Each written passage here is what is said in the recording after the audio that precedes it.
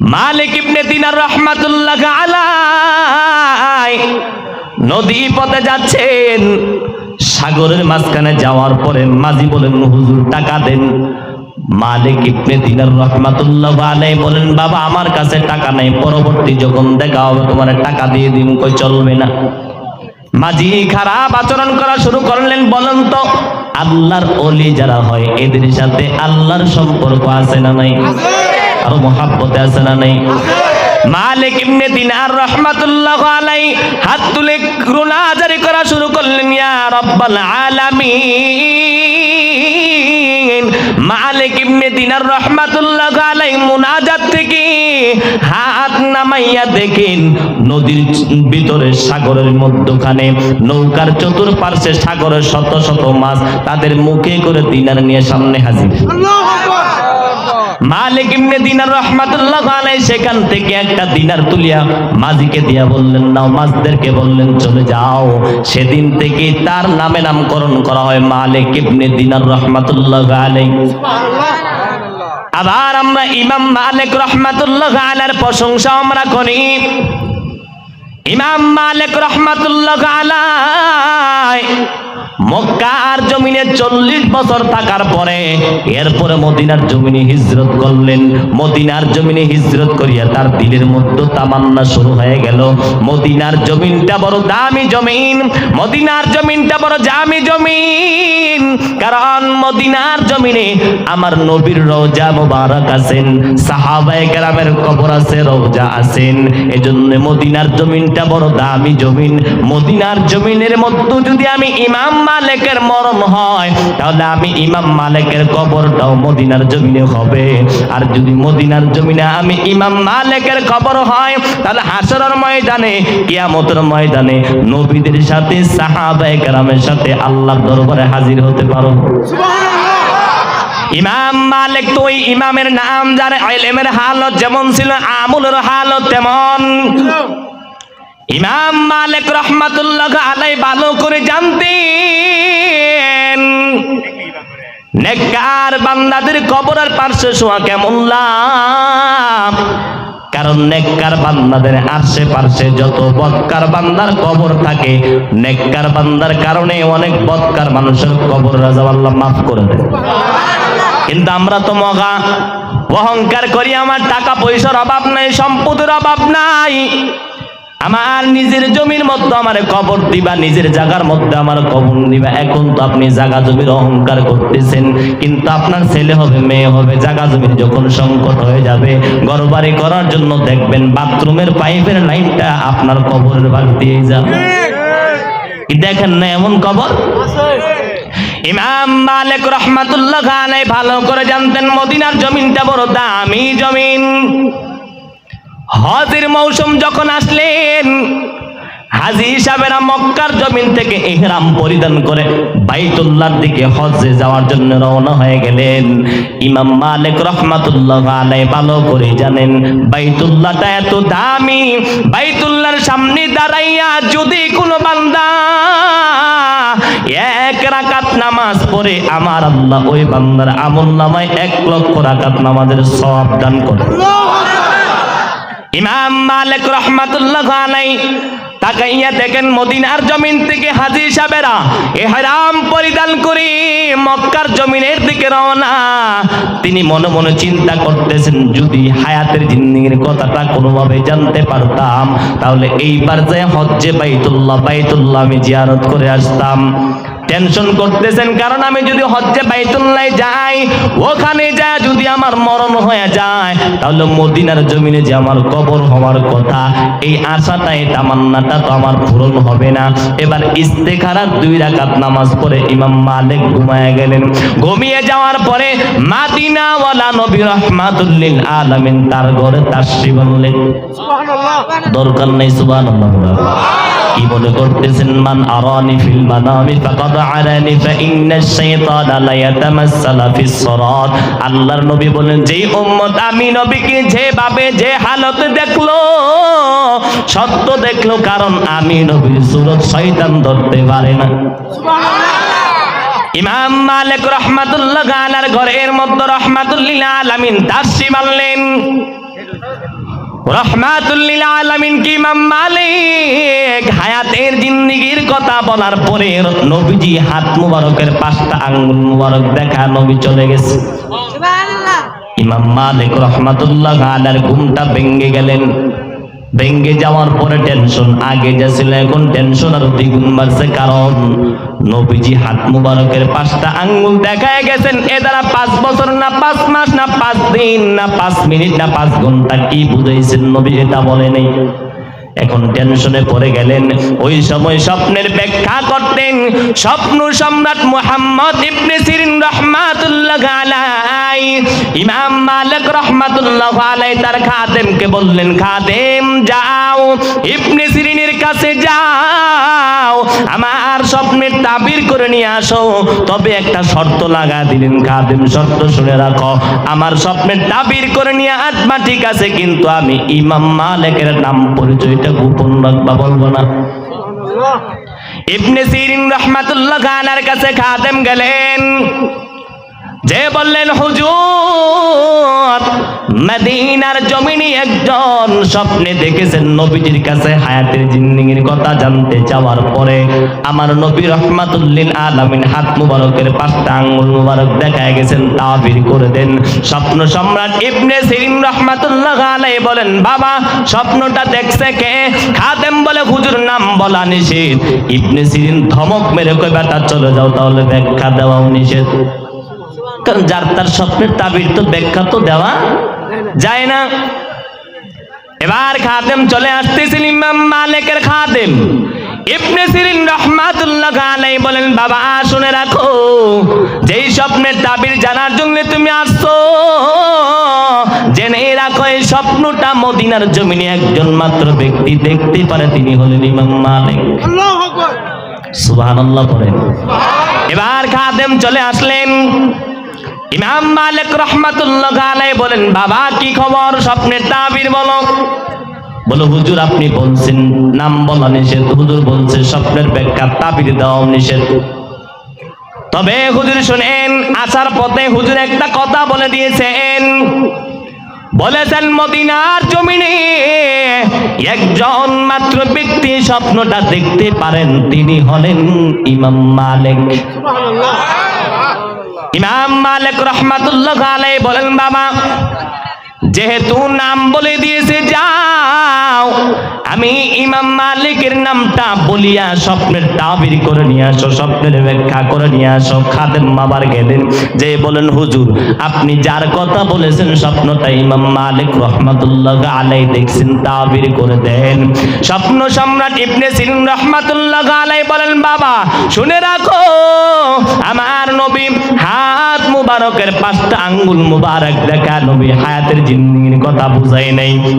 আমার নবী রাহমাতুল লিল আলামিন বুঝিয়েছেন, ইন্নাল্লাহা ইনদাহু ইলমুস সাআ ওয়া ইউনাজ্জিলুল গায়সা ওয়া ইয়ালামু মা ফিল আরহাম ওয়া মা তাদরি নাফসুম মাযা তাকসিবু গাদা ওয়া মা তাদরি নাফসুম বিআইয়ি আরদিন তামুত ইন্নাল্লাহা আলিমুন খাবীর। আমার নবী স্বপ্নের তাবির কি শুনে নেন। আমার নবী হাত মুবারকের 5টা আঙ্গুল মুবারক দেখায় নবী কয়দিন বাঁচবে এটা বুঝাই নাই। আমার নবী বুঝিয়েছেন পৃথিবীর জমিনে কোন নবী, কোন অলি, কোন পীর, কোন নবী রাসূল আজ পর্যন্ত 3টা ইলমের খবর, 3টা জ্ঞান কোন পৃথিবীর কোন আলেম জানে না, কোন নবী জানে না, কোন রাসূল জানে না। 3টা বিষয়ের ইলম একমাত্র জানে কে? আল্লাহ। 5টা বিষয়ের একমাত্র ইলমের খবর জানে কে? আর মুহাব্বত বলেন কে জানেন? 1 নাম্বার হলো বৃষ্টি কবে হবে, কোথায় হবে, কোন দিন হবে, একমাত্র জানেন যিনি, তিনি কে? আল্লাহ। 2 নাম্বার মায়ের পেটের মধ্যে কি আছে, ছেলে হবে না মেয়ে হবে, একমাত্র জানে কে? আর মুহাব্বত বলেন কে জানেন? যদিও ডাক্তার এখন বলতে পারে 4-5 মাস বয়স হয়ে গেলে, কিন্তু যখন ব্রণ আকৃতিতে থাকে ওই সময় কিন্তু ডাক্তার বলতে পারে না ছেলে হবে না মেয়ে হবে, পারে? 3 নাম্বার মানুষের রিজিক কোথায় আছে? এটা একমাত্র জানেন যিনি, তিনি কে? আর মুহাব্বতে বলেন কে? মানুষের রিজিক কখন কোথায় আছে কেউ জানে না। আর 4 নাম্বার হলো কিয়ামত কবে হবে, এটা আল্লাহ ছাড়া কেউ জানে না। আর 5 নাম্বার, মানুষের মরণ কবে হবে, কোন দিন হবে, কোথায় হবে, আল্লাহ ছাড়া কেউ জানে না। 5টা ইলমের খবর কে জানেন? আর মুহাব্বতে বলেন কে জানেন? এইভাবে আমরা আল্লাহর ওলিদের প্রশংসা করি। তবে শুনে রাখেন, আমরা আল্লাহর ওলিদের প্রশংসা, পীর মাশায়েখের প্রশংসা যতই করি না কেন, মনে রাখবেন, ভালো করে বুঝিয়ে শুনিয়ে একটু জবাব দিবেন। বাবা বলুন তো, আমরা পীর মাশায়েখ আল্লাহওয়ালা বুজুর্গদের যত প্রশংসা আছে আমরা করি না কেন?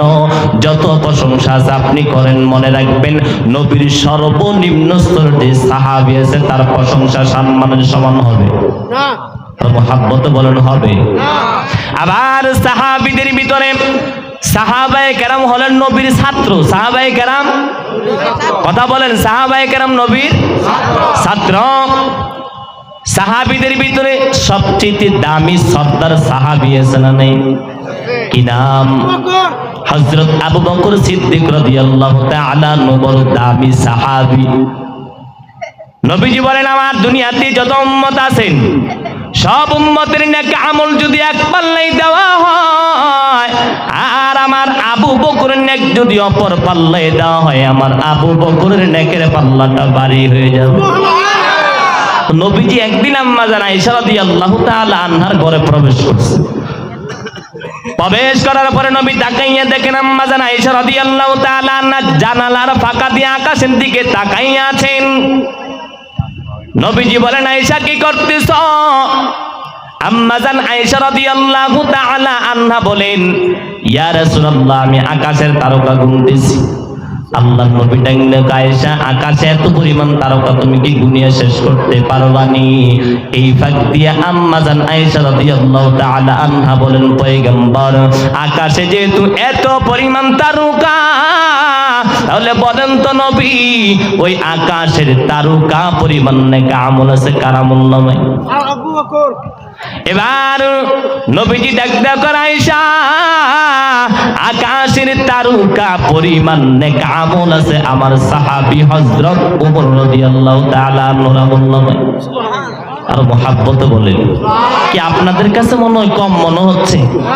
আরে পৃথিবীর চেয়ে 13 লক্ষ গুণে বড় হলো সূর্য, ওই সূর্যের চেয়ে 27 লক্ষ গুণে বড় হলো এক একটা তারকা নক্ষত্র। সুবহানাল্লাহ বলেন। এই আকাশের তারকা পরিমাণ নেক আমল আছে হযরত ওমর রাদিয়াল্লাহু তাআলা আনহুর আমল নামে। কথাটা বলা মাত্র আম্মা জান আয়েশা রাদিয়াল্লাহু তাআলা আনহার মুখটা মলিন হয়ে গেলেন। নবীজি বললেন, আয়েশা,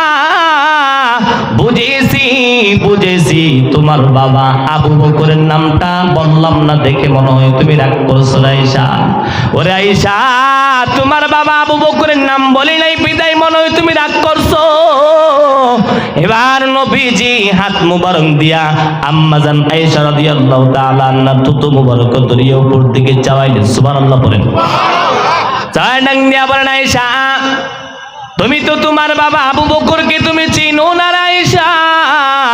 তোমার বাবা আবু বকর এত দামি সাহাবী, তোমার বাবা আবু বকর এত দামি সাহাবী, তোমার বাবার একটা রাত কত দামি জানো? ওমরের সারা জিন্দেগির নাকি আমল যদি এক পাল্লাই দেওয়া হয়, আর তোমার বাবা আবু বকরের নেক যদি অপর পাল্লায় ওই হিজরতের রাতের আমলটা এক পাল্লাই দেওয়া হয়, আবু বকরের নেকের পাল্লাটা ভারী হয়ে যাবে। এরে আয়েশা, তুমি তো তোমার বাবা আবু বকরকে তুমি চিনো না আয়েশা, যেই আবু বকরকে স্বয়ং আমার আল্লাহ নিজে সালাম জানিয়েছে। সুবহানাল্লাহ। আর মুহাব্বত বলেন সুবহানাল্লাহ। তাবুকের যুদ্ধে যাবেন রাহমাতুল লিল আলামিন। সাহাবায়ে কেরামদেরকে বললেন, সাহাবায়ে কেরাম, যুদ্ধ যুদ্ধে যাব, তাবুকের যুদ্ধে খেজুরের মৌসুম, যার যার সামর্থ্য অনুযায়ী দান করবেন, যার যার সামর্থ্য অনুযায়ী দান করবেন। হযরত ওমর রাদিয়াল্লাহু তাআলা আনহু সম্পদের অর্ধেকটা দান করলেন। হযরত উসমান জিন্নুরাইন রাদিয়াল্লাহু তাআলা আনহু 10,000 সওয়ারি এবং সম্পদের অর্ধেকটা দান করলেন। হযরত আলীও দান করলেন। সকল সাহাবীরা দান করার পরে এবার নবীজি দোয়া করবেন। সকল সাহাবীরা দানগুলো এক জায়গায় করছে, নবীজি আবার দোয়া করবেন। এবার নবীজি হযরত ওমরকে বললেন, ওমর আপনি কি নিয়ে আসছেন? ওমর কয়, ইয়া রাসূলুল্লাহ আমি সম্পদের অর্ধেকটা নিয়ে আসছি। নবী উসমানকে বললেন, উসমান আপনি কি নিয়ে আসছেন? উসমান বলে, ইয়া রাসূলুল্লাহ আমি এই নিয়ে আসছি। এবার নবী আলীকে বললেন, আলী আপনি কি নিয়ে আসছেন? আলী বলে, ইয়া রাসূলুল্লাহ আমি এই নিয়ে আসছি। সকল সাহাবীদেরকে নবী বললেন, সাহাবায়ে কেরাম কি নিয়ে আসছেন? কিন্তু আবু বকরের বেলায় নবী উল্টো প্রশ্ন করলেন, আবু বকর আপনি বাড়ির মধ্যে কি রাইখা আসছেন? আল্লাহু আকবার। এরে আবু বকর আপনি বাড়ির মধ্যে কি রাইখা আসছেন? আবু বকর চোখের পানি ছেড়ে দিয়া ডাক দেয়া কয়, নবী আপনি জানেন আমি আবু বকর বড় গরিব মানুষ। ও নবী আমি ঝাড়ু দিয়া দিয়া ঘরের হাড্ডি পাতিল গুলো পর্যন্ত আমি নিয়ে আসি নবী। আমি ঝাড়ু দিয়া দিয়া ঘরের ধুলাবালি গুনাহ করা পর্যন্ত আমি আবু বকর নিয়ে আসি। ও নবী আপনি বলেছেন আমি আবু বকর ঘরের মধ্যে কি রাইখা আসছি? ও নবী শুনেই নেন, আমি আবু বকর আমার ঘরের মধ্যে আমার আল্লাহ এবং আমার রাসূলকে রেখে আসছি। এই হালত এবার সাহাবায়ে কেরাম সকলের মাথাটা নত হয়ে গেলেন। ওমর মনে করছেন আজকে মনে হয় নবীজি স্পেশাল দোয়াটা আমার জন্য করবেন, কিন্তু ঘটনা পুরা উল্টে গেছে। তাৎক্ষণিক জিবরাইল আমিন আইসা হাজির। জিবরাইল আমিন আইসা কই, ইয়া রাসূলুল্লাহ ইয়া হাবিবাল্লাহ আল্লাহর সালাম নেন, আল্লাহর সালাম নেন। আর শুনে রাখেন নবীজি আজকে আপনার সাহাবী আবু বকর যেই কাজ করেছেন আল্লাহ পাকের এত পছন্দ হয়েছেন, এত ভালো লেগেছেন, আমার আল্লাহ আপনার পার্শ্বে আপনার সাহাবী আবু বকরকে আল্লাহ সালাম দিয়েছেন। এত দামি সাহাবী, জান্নাতের সুসংবাদ মাত্র 10 জন সাহাবীদের মধ্যে একজন প্রথম সর্বপ্রথম হলেন আবু বকর, এত দামি সাহাবী। এইবার যেই কথাগুলো বলবো শুনেন। সাহাবায়ে কেরামের যত প্রশংসা আপনি আছে করেন, ওমর রাদিয়াল্লাহু তাআলা আনহুর প্রশংসা আছে আপনি করেন, আলী রাদিয়াল্লাহু তাআলা আনহুর প্রশংসা আছে আপনি করেন। সাহাবায়ে কেরাম নবীর ছাত্র, এদের প্রশংসা আপনি যত আছে করেন, কিন্তু বলেন তো মুহাব্বতে আদম আলাইহিস সালাতু সালাম থেকে শুরু করে ঈসা আলাইহিস সালাতু সালাম যত নবী পাঠিয়েছেন আমার আল্লাহ, বলেন তো সাহাবায়ে কেরামের যত প্রশংসা যত গুণগান আপনি করেন না কেন কোন নবীর সমান হবে নি? কথা বলেন হবে? আবার বলেন তো আদম আলাইহিস সালাতু সালাম থেকে ঈসা আলাইহিস সালাতু সালাম পর্যন্ত যত নবী যত রাসূল যত পয়গম্বর আল্লাহ পাঠাইছেন, বলেন তো মুহাব্বতে বুঝিয়া আমার নবী রাহমাতুল লিল আলামিন মুহাম্মদুর রাসূলুল্লাহ সাল্লাল্লাহু আলাইহি ওয়াসাল্লামের সম্মানের প্রশংসার সমান হবে না? হবে? আমার নবী এত দামি নবী। মানুষ যেমন রোজা করে, রোজা যেমন নষ্ট হয়ে যায় 10টা কারণে, মানুষ যেমন নামাজ পড়ে নামাজ নষ্ট হয়ে যায় 19 কারণে, মানুষ যেমন ওযু করে ওযু নষ্ট হয়ে যায় 7টা কারণে, মানুষ যেমন ঈমান আনয়ন করে নওয়াকিদুল ঈমান ঈমান নষ্ট হয়ে যায় 10টা কারণে, আবার মানুষ যে নেক আমল করে এই নেক আমলগুলো নষ্ট হয়ে যায় 3টা কারণে। কয় কারণে? 3 কারণে মানুষের নেক আমলগুলো নষ্ট হয়ে যায়। তার ভিতরে একটা হলেন আমার তেলাওয়াতকৃত আয়াত, ইয়া আইয়ুহাল্লাযীনা আমানু লা তারফাউ আসওয়াতাকুম ফাওকা সাওতিন নাবিয়্যি ওয়া লা তাজহারু লাহু বিল কওলি কাজহারি বা'দিকুম লিবা'দিন আন তাহবাতা আমালুকুম ওয়া আনতুম লা তাশউরুন।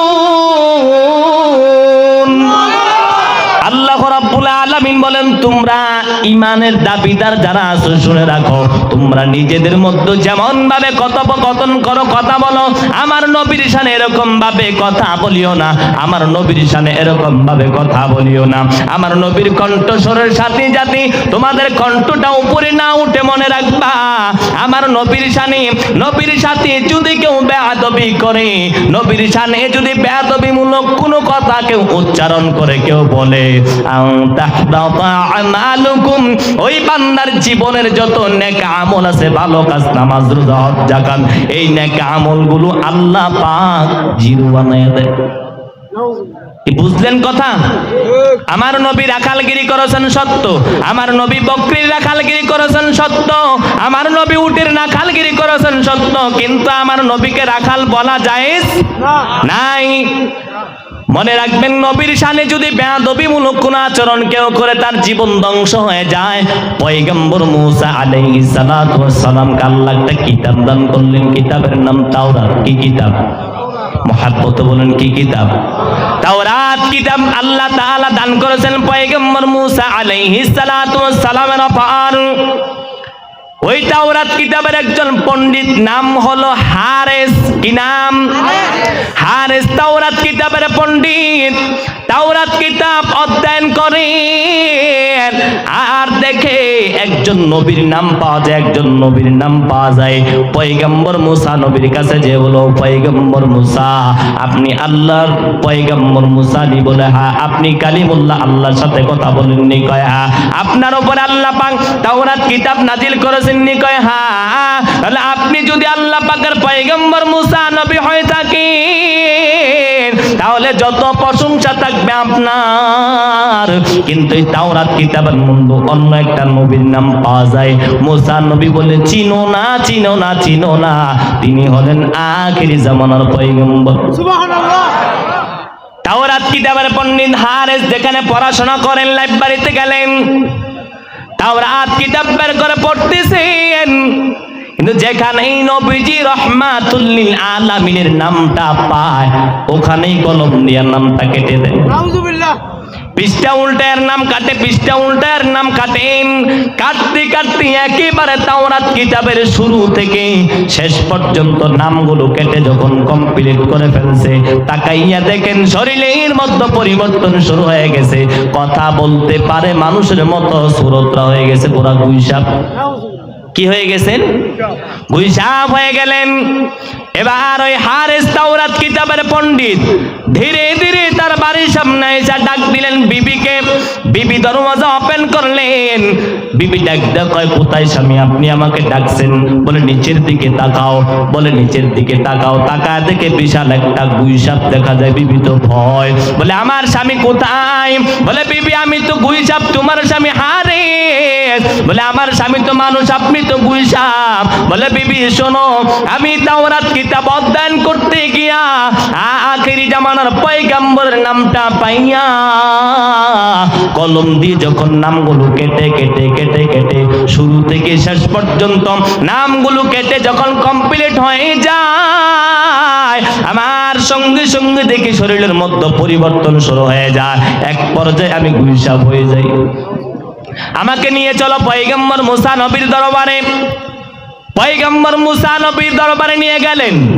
মূসা নবীকে বললেন, ও পয়গম্বর মূসা, আল্লাহর কাছে একটু দোয়া করে দেন, আমার স্বামীকে যাতে আমার আল্লাহ মানুষ বানায় দেয়। পয়গম্বর মূসা নবী ডাক দেয়, কয় কোথায় তোমার স্বামী? বলে এই যে গুইসাপ দেখতেছেন, এটাই হলো আমার স্বামী, এটাই হলো আমার স্বামী। মূসা নবী আল্লাহর কাছে দোয়া করবেন, আল্লাহর কাছে দোয়া করবেন। তাক্ষণে আল্লাহ পাক জিবরাইল আমিন পাঠাইয়া দিলেন।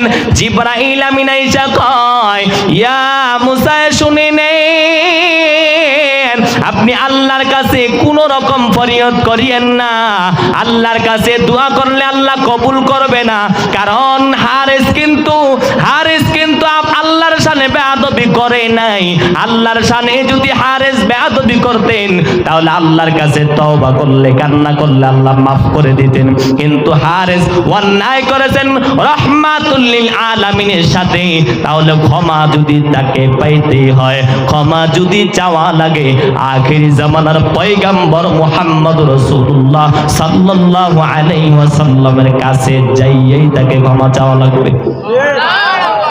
চিন্তা করেন, ঘটনা হচ্ছে মুসা নবীর জামানায়, ঈসা নবীর 500 বছর পর আমগর নবী দুনিয়ায়। এবার হারেস পাগল পারা হয়ে গেলেন, চিন্তা করতেছেন আর কান্না করে বলতেছেন, ও পয়গম্বর মুসা,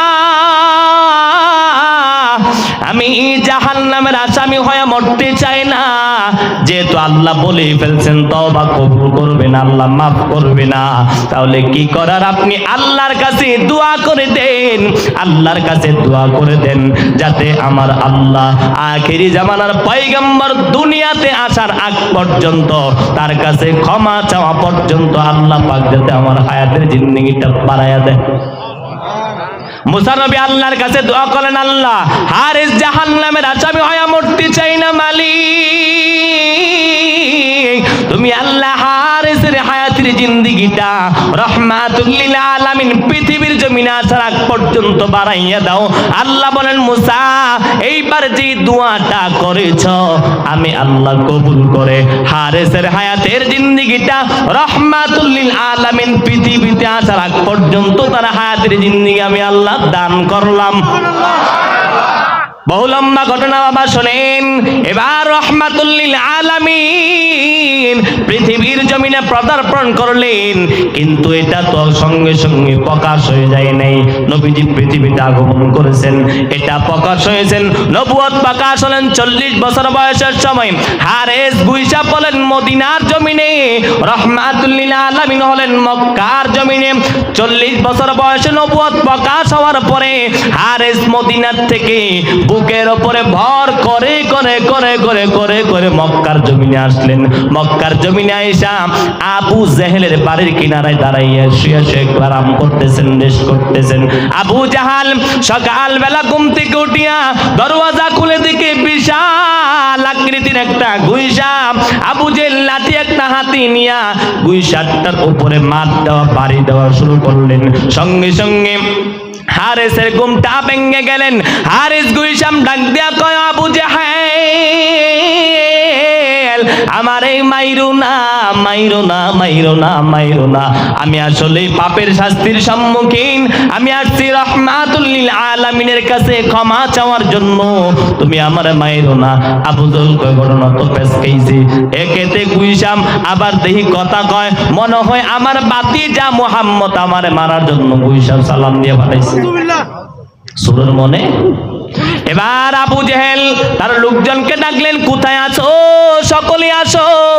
সবাই লাঠি সুটা নিয়ে এসা গুইসাপটাকে মারতে মারতে মারতে মারতে মেরে ফেলছে।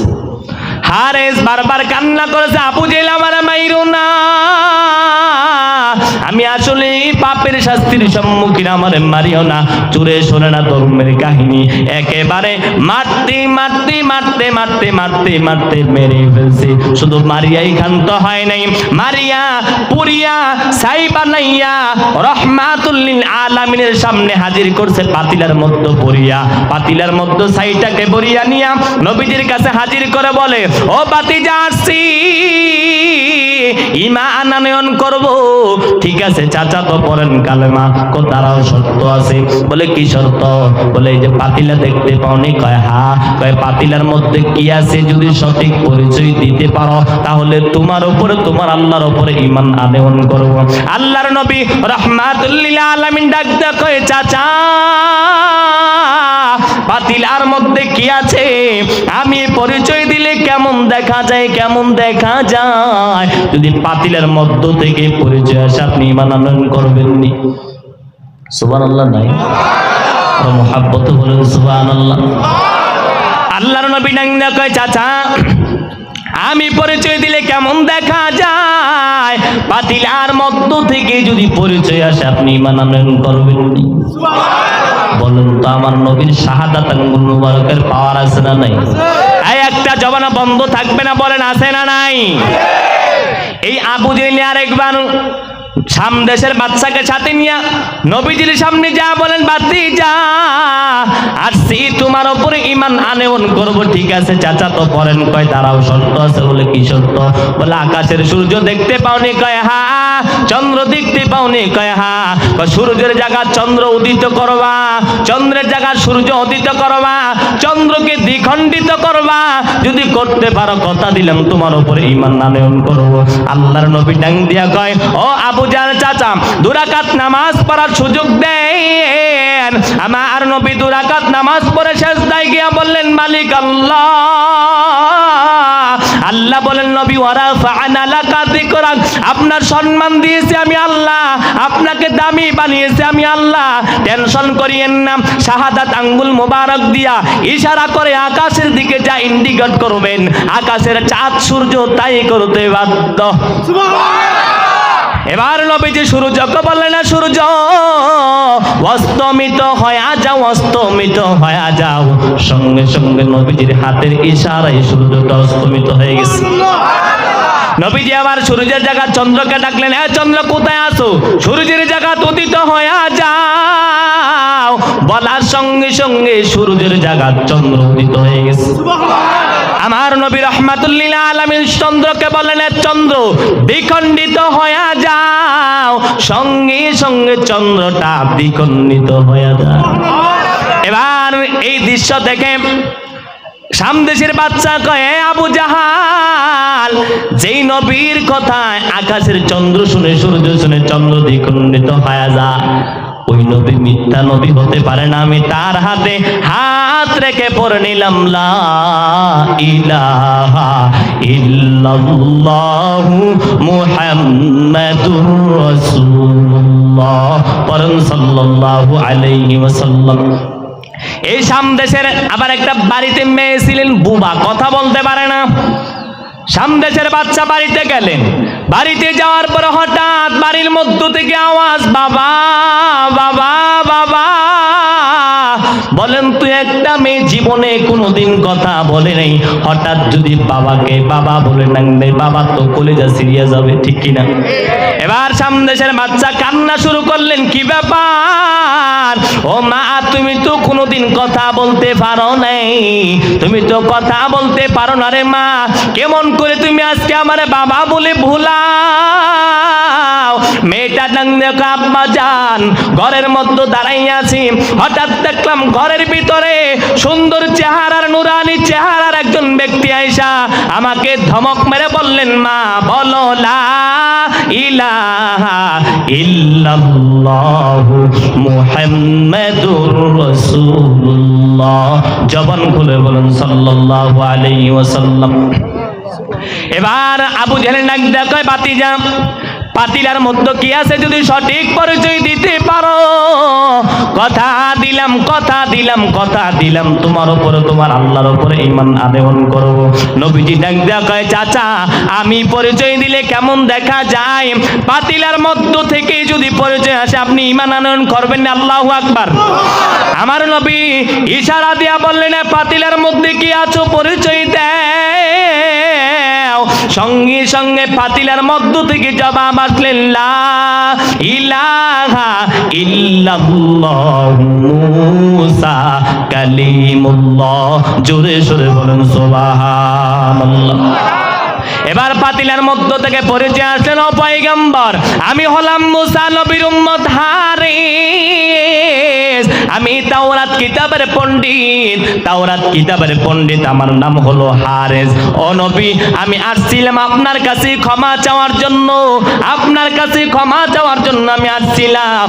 কিন্তু আবু জেহেলের বাড়ির কিনারায় যখন আসছি, এই আবু জেহেল এত পরিমাণ জালেম, আমি এত করে বলছি আমার মাইরো না, কিন্তু আমারে মারিয়া পুরিয়া ছাই বানাইয়া এরপরে আপনার সামনে হাজির করছে, আমি হলাম সেই হারিস।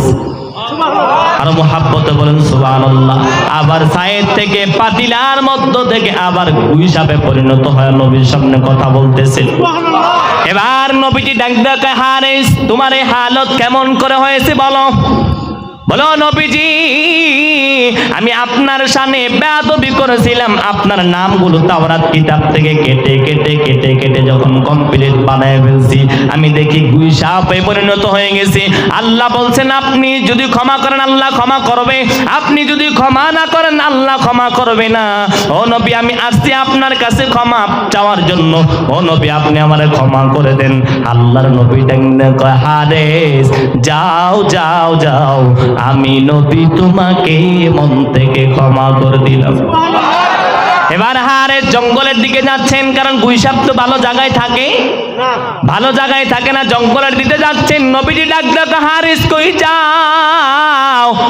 ইয়া রাসূলুল্লাহ আমি গুই সাপ, আমার তো এখানে থাকার জায়গা না, আমি যাচ্ছি জঙ্গলে, কারণ গুই সাপ থাকে জঙ্গলে, পায়খানায় প্রস্রাবখানায়, ঠিক কিনা?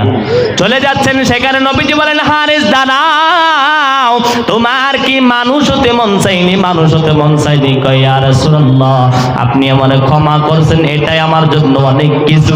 আমার মানুষ হতে মন চাই না, মানুষ হতে মন চাই না, ও নবী আপনি আমারে ক্ষমা করছেন, এটাই আমার জন্য অনেক।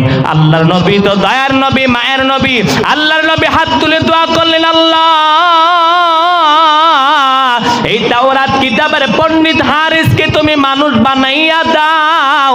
আল্লাহর নবী হাতটা তুলছে নামানোর আগে গুই সাপ থেকে আবার মানুষে পরিণত হয়ে গেছে। বাকি জীবনটা রহমাতুল লিল আলামিনের সাথে থেকে তার মরণ হয়েছে। বিষয় হলো কেউ যদি নবীর সাথে বেয়াদবিমূলক কোনো আচরণ করেন, নবীর শানে বেয়াদবিমূলক যদি কোনো কথা কেউ বলে, তার সাথে আল্লাহ আপোষ করে না। মনে রাখবেন তার জীবনের যত নেক আমল আছে সব আমলগুলো আল্লাহ জিরু বানাইয়া দেয়। নেক আমল নষ্ট হয়ে যাওয়ার তিনটা কারণ, তার ভিতরে একটা হলেন যদি কোনো বান্দা আমার নবীর সাথে কোনো বেয়াদবিমূলক কথা বলে, তার জীবনের যত নেক আমল আছে সব আল্লাহ জিরু বানাইয়া দেয়। তাহলে নবীর সাথে বেয়াদবি করা যাবে? নবীর সাথে বেয়াদবিমূলক কথা বলা যাবে? বলেন তো নবীরে ভালোবাসলে লাভ আছে না নাই? আর মোহাব্বতে বলেন আছে না নাই? তো এক ইহুদি নবীরে খুব মোহাব্বত করে ভালোবাসে, কিন্তু কালেমা পড়ে না, রহমাতুল লিল আলামিন মসজিদে যায়, ইহুদি আয়েশা নবীজির জুতা মুবারক গুলো দুলাবালু সহ চুমা খায় আর বিপরীত পজিশনে ঘুরায় রেখে চলে যায়। নবীজি নামাজ শেষ করে আসলেন, আয়েশা দেখে জুতাগুলো বিপরীত পজিশনে ঘোরানো আছেন, জুতাগুলো বিপরীত পজিশনে ঘোরানো আছেন। নবীজি আবু বকরকে ডাক দিয়ে কয় আবু বকর আপনি করছেন? আবু বকর কয় ইয়া রাসূলুল্লাহ আমি করি নাই। ওমর আপনি করছেন নি? ওমর বলে ইয়া রাসূলুল্লাহ আমি করি নাই। নারায়ে তাকবীর, নারায়ে তাকবীর। প্রধান বক্তার আগমন মাইনকুনবাসীর পক্ষ থেকে।